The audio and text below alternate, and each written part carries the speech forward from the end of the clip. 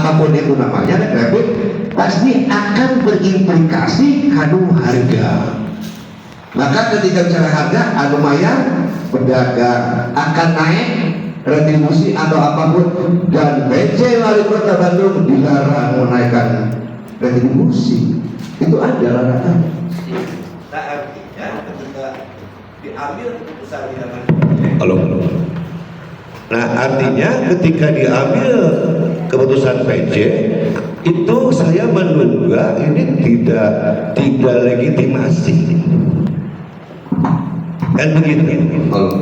Artinya kalau dipertanyakan atau keputusan rapid di zaman PJ mun bade mah antosan Pak Wali Kota nu definitif itu tos dilantikan dari Desember 2024 Pak Tata sampai Februari itu kan bersabar dikit lah periode teh gitu. Nungguan Pak Wali anu definitif biar legitimasi perlindungan hukumnya jelas. Teh kos ieu mah asal mane unggal usik nagihna teh aya naon atuh saudaraku.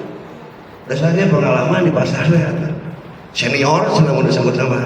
Kan saya tak gawe, bolos wae. Nah, artinya kurang legitimasi. Nanti kalau ada jawaban dari pemerintah Kota Bandung melalui bidang ekonomi, kalau itu dilakukan ada legitimasi, ayo duduk bersama dengan kami. Dan kata ketua ini mah kata Pak Mamik mah pernah bertemu, naon retimalisasi teh. Aset-asetnya jelas. Yang saya tahu itu asetnya baru diajukan sertifikat itu kamari-kamari. Nah, kenapa saya bilang itu? Saya datang dengan Pak Tatang, dengan Pak Mamik, Pak Heri, Pak Asep berkonsultasi ke bagian aset. Saya tanya, syarat dokumen untuk perizinan IMB dan PBG teh, naon syaratnya? Ya sertifikat. Itu yang diberlaku di negara Indonesia itu sertifikat. Mungkin dong atau dengan rekomendasi, ya jangan bohongi kami, jangan bohongi pedagang teh nu dagang lauk teh bapakna ada anak teh misalkan hukum yang saya tahu, jadi hormati mereka, jangan dibohongi. Yang dagang ikan ini, yang dagang ayam mungkin anaknya ada yang jadi artis Bu. Saya pernah dengan pedagang tukang beas Bu, badan beas gendut gitu dan sebagainya itu di Ujung Berung. Saya harus menghormati dia sebagai pedagang. Mun keceplosan saya salah, mun saya tidak sopan, anaknya ternyata TNI Pak. Kan kalau dihinakan bapaknya pasti anaknya marah lah. Orang dia disekolahkan oleh bapaknya, cacan ngajaga NKRI atau tentara pasti ngajagaan harga jadi bapaknya. Ketika bapaknya tadi hargaan, kabayang anaknya, terus tebuk. Di Ciwastra abdi itu malah wakabawa kan sok pada dengkleng ke tukang demo. Tapi saya lihat dulu orang tua ini kalau ningali baju nak macel udah kerdigawe pas kuliah ka imahna Pak di daerah Cikicing gitu diulang kali itu ada anaknya teh cicing mah di saung ternyata sumuran natural kumamun ali santet ya wakabawa di santet tiap ngadengkah usia silakan. Itulah makanya kita harus punya etika. Ujung-ujung nggak duit, siapa yang tidak bayar pedagang akan diusir. Ngusir sah. Kan ibu-ibu yang bapak-bapak ini sebelum abi gawe di pasar geus araya dagang. Kalaupun seumuran dengan saya, eteh-eteh di sini itu paling warisan dari bapaknya. Kudu tahu atau silsilah. Ya aturan Pak, kira-kira aturan. Saya tanya ke ibu-ibu, yang bapak Pak Haji, cik Pak Haji, anu teu wajib sholat saha? Nu gering kudu sholat, kudu sare, ya ngiceu, masih sholat. Anak kecil 7 tahun masih dicepret ku indungna. Aya bapak-bapak meh teu dicarek sholat, non jadi di gelo. Maka lamun aya nu nerangkeun maneh teh salat sia kafir memaksakan eta teh nyaho audensina teh budak leutik PAUD atau di rumah sakit jiwa cek kiai teh maneh lamun teu salat tebus neraka har. Nah ketika terjadi pemegang kebijakan seperti yang tadi kiai tadi kita jadi nu gelo. Nah hari ini kita kan berhadapan dengan siapa? Dengan lintasan aya gambar can aya catna warna naon beusina jare naon terus harga 12 juta. Jeung kitu teh kita kudu capek ngobrol ngaganggu dagang jadi nu gelo we. Artinya menjadi nu gelo ibu teu wajib kena undang-undang itu. Ngan sepakati nanda tangan di dia siap jadi nu gelo. Nah, tidak begitu. Saya dulu kerja di pasar tidak begitu. Meresan nu ribut parkir wae ka warga saya tinggali heula. Rek ngobrol teh bisi mau bedog. Tinggali heula bisi keur susah loba hutan, di datangan atuh nyereta. Saya datang ke Ciroyo di Ujung Berung, ketemu jeung Mang Tatang keur horakeun eta absido. Tukang dagang 1.600 bakso. Ada PPD, candi bantuan ke tukang ojek cerita zaman dari Marapo. Terus orang rek lelegetan, Pak. Kedua saya di Gede Bage Pak, masuk subuh. Pas begitu rek PPD, ayah copet, bus dikepung pedagang. Tolong ningali Pak. Eta kiloan anu 10 kilo koneng, ngabeledug dan hulu. Coba lah si copet ngomong bapak ibu saya lapar, dibere, pedagang pasti mere, gak usah nyopet. Saya di Palasari, lumayan parkir, lu ngarcis Pak, siduhan sih, dibikin. Udah sebagai karang pasar kayak tersinggung gitunya, orang Bandung gitu loh. Tapi tidak begitu. Orang mengemban aturan itu bisa berlaku bagi orang yang memahami. Yang siap aing jeung nu gelo mah kudu atuh. Maka urang ngilu gelo di Palasari jadi gelo urang. Alhamdulillah. Akhirnya keserap, pedagang aman. Ya, anu yen film preman pensiun juga tidak diganggu. Di Pamoyanan terus suka haji. Saya suka haji diturunkan, Bu. Hari tamak kerwanian, Bu. Kepada yang disarekan tak apa-apa dan kasuri isukna agri tangan koramil salakina teh pejabat koramil. Nah itu makanya kita butuh beretika hari ini. Saya can gawe di pasar, mungkin ibu-ibu orang tuanya udah berdagang. Bagaimana sejarah pasar ini terjadi? Teu asal-asal gitu wae. Artinya iya rapid dan sebagainya teh duduk dululah bersama lah dengan pedagang sok ngobrol. Ya ayah harga 12 juta teh bangunan teh cenot cetak tempi. Ya 12 juta. Cetak teh merek dulu sana. Harus begitu. Ujung-ujung mayar. Emang mau diucing dalam karung, bangun buduk ucingna. Terus buduk teh berekan banyak intan, kan ibu yang rugi. Saya hanya menekankan untuk bersabar di perbatasan antara dua kemungkinan keputusan yang jelas. Ibu bersabar, bisi terjadi di Cihaur Gelis. Kemarin saya Cicerah, Bu. Cicerah harus dibongkar. Aya TPPS. Pedagang naros dan pedagang kumaha eta mohon jadi dibangun. Moal bisa dibangun. Can keluar IMB-nya. Pas begitu dikasih tahu, pedagangnya ngambek ke saya. Anda jangan mencampuri pasar Cicerah. Kalau Anda ke Cicerah berhadapan dengan saya, Pak, saya mah can pernah jadi pedagang di Cicerah nggak bejaan. Eta PPG can hiji. Hari bapak nongol ngambek. Kok cenah kieu. Eta mah bapak janjian boga 10 kios gratis. Urang mah moal dagang, Pak. Cuman itu nggak bisa dibangun. Enak kajian amdalnya nggak ada, kekerasan tanah nggak ada, ketinggian dan sebagainya. Si horeng teh sertifikat lagi sarua pas di Ciroyo itu jelas.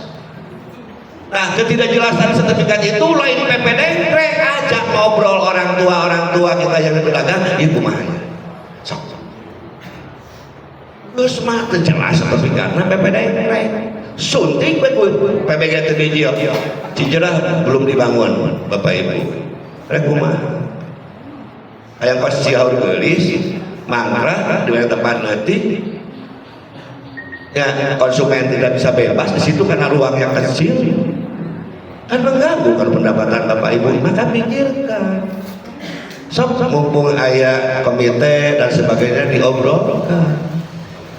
Komite akan di pedagangnya, abi mah tegi dengan komite di sini diundang kita ngacapruk, aku Mang Asep, wah ngacapruk aja gitu. Ya, cekap itu gitu. Daripada di TikTok mah dibayar ku dodos gitu. Ari ngacapluk karbeun pedagang mah atuh suka di bahanan eta udang, wina jeung lobster, alhamdulillah aja. Nah begitu Pak. Jadi jangan terjadi. Bukan kita menolak perubahan, dah. Abi ge ngaliwat ka Ciroyom teh sararaya para rawek itu para receh. Wah. Itu juga harus dipikirkan, dibenahi gimana? Izin Pak, letter B Pak, bahasa Indonesia Pak. Oh iya, bahasa Indonesia. Jadi ini ada yang dari Jawa Timur, Jawa Tengah masalahnya. Oke. Siap. Jadi gini bapak-bapak, ibu-ibu, aku tuh nang Ciroyom tuh wis wedi. Wong tempatnya gelap, medem, becek aku. Begitu loh Mas. Lawan tes Jadi saya masuk itu udah gak mau Pak, cuma konsumen. Artinya kita tidak menolak perubahan. Cuman perubahan ini harus dibicarakan, didiskusikan dengan pedagang lain yang saya, yang Mang Adi lain. Mau dia diajak ngobrol pedagang, rudet Pak. Minta kios 10 lain pedagang. Iya 5. Kapan pedagang? Jeung pedagang ngobrol aja pedagang, you know. Jeung pedagang asli Ciloyom anu apal kultur, etika dan sebagainya. Iya mah, Bapak dari mana? Oh saya dari Garut. Tuh orang Garut ngobrol Ciloyom, mah ngerti kan? Betul orang ya bangga di pasar kasih tahu sekali. Ngerti apa persoalannya? Kecuali saya ngobrol dengan para pedagang. Pak di sini itu listriknya Pak. Ini air. Oh iya. Tapi saya lihat lorongnya di blok ikan rada luas. Soalnya udah tonjolan Pak. Di lorong ikan teh, nggak tahu kalau yang Pak Lukman itu ngelanggar nggak dia ada tonjolan. Kalau ada tonjolan, sikat aja bapak. Tapi alhamdulillah kemarin saya lewat tidak ada tonjolan. Provokator itu. Jadi artinya persoalan yang di Cileong itu Bu perlu ngobrol dengan pedagang, perlu ada wasilah. Dan kalaupun masih ada keraguan itu hal yang wajar Bu. Karena saya menilai, syukur-syukur ada yang sama ya pemikiran dengan saya. Kalau saya menilai bahwa masih prematur, wacana rapid itu masih prematur karena diambil keputusannya pada saat PJ, bukan sama wali kota definitif. Yang kedua, gambarnya terjelas, legalitasnya terjelas. Kan begitu, bolak-balik gue luasannya sabaraha coba cek Mang Asep 18.000 ya. Jadi 2012 itu saya bikin kajian karena saya keluar 2019 itu kajian Ciroyom itu hanya punya aset 12.000 kurang lebih, bukan 18 itu jangan disub kalau nggak salah. Saya ada ini BAST ada di saya. Terus catatan Ciroyom itu ada di saya. Jadi hanya 12.000. Dan dulu kebanyakan pedagangnya pedagang basahan yang saya tahu. Yang saya tahu itu masalah basahan. Jadi ini juga harus disosialisasikan. Lamun tanah pasarnya 12.000 udah dibangun sampai 18.000 karena harus ada RTH Pak. Ruang terbuka hijau, aya pasung, aya pasos, fasilitas khusus, fasilitas umum harus ada. Ada kantor blok itu kotak, pas Ka'bah, pasar, terus parkirnya di mana? Itu harus juga didiskusikan dengan pedagang. Pintunya di mana? Harus tahu pedagang. Ke ujung-ujung Maya, ini terlalu prematur. Jadi bukan menolak itu atau bukan menolak artinya menolak ansik, bukan kudu jelas. Terus ayeuna jajaran direksi lagi kurang Bu, ada hiji deui. Enggak ada dua. Ini kurang legitimasi. Makanya kalau saran saya mah komite itu ya jangan datang ke wali kota lah, ngapain juga. Cacat wali kota aya dilantik, pan bapak-bapak mah geus nyumbang PAD. Emang wali kota nu aya nyumbang PAD teh rudet. Rudet Pak, saya ningali di TikTok di naon gitu weh. Sugan tidak datang ke pedagang, saya mah jadi wasit aja lah. Silakan negosiasi. Nah, Kenapa kita? Saya sok pedagang ngalah ngariung kumaha tawa datang ke wali kota lagi can ngardian perda Bu. Wali kota itu selaku KPM, kuasa pemilik modal. Dina perda itu harus hadir, apalagi urusan anggaran, menentukan harga. Kok ngomong wasit? Terus akhirnya jadi ketua PSSI. Terus dia itu KPM harus hadir. Silakan nanya negosiasi. Atau diarah pedagang negosiasi mah hadir, putuskan musyawarah. Dia pedagang menghadapi Nataru, menghadapi puasa, dagang racan jelas itu kudu kumaha. Sok beres solusina.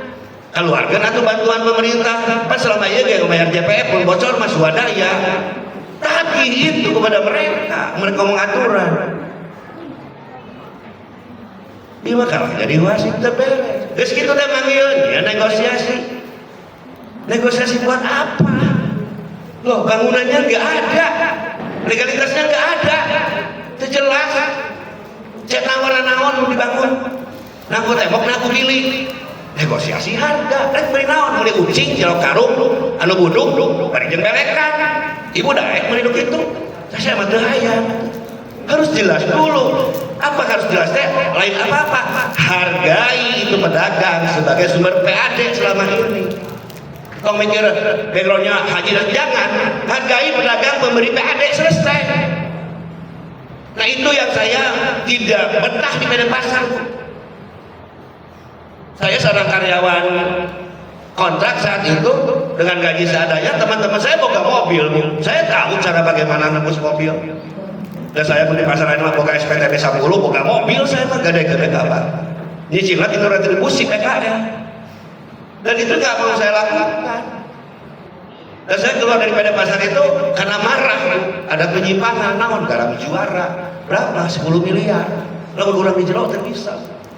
Maka saya dengan mengadil rekan-rekan pada saat itu aksi meminta kasus garam juara dibuka lagi. Alhamdulillah. Eta si direktur anu menyimpang kewenangan yang penyalahgunaan divonis 3,5 tahun. Tidak cukup itu. Terus duit 10 miliarnya kumaha? Kudu duit audit dong. 85 miliar itu penyerahan modal. Diselewengkan 10 miliar. Jadi mantap dijauh gelis. Terus erek bebas gitu wae. Teu bisa eta aya duit kurang jadinya. Berhak saya minta audit, berhak saya minta evaluasi. Bukan karena saya pedagang. Kamu iya tuh pedagang Ciroyong minta tolong orang tolongan. Begitu Pak prinsip saya.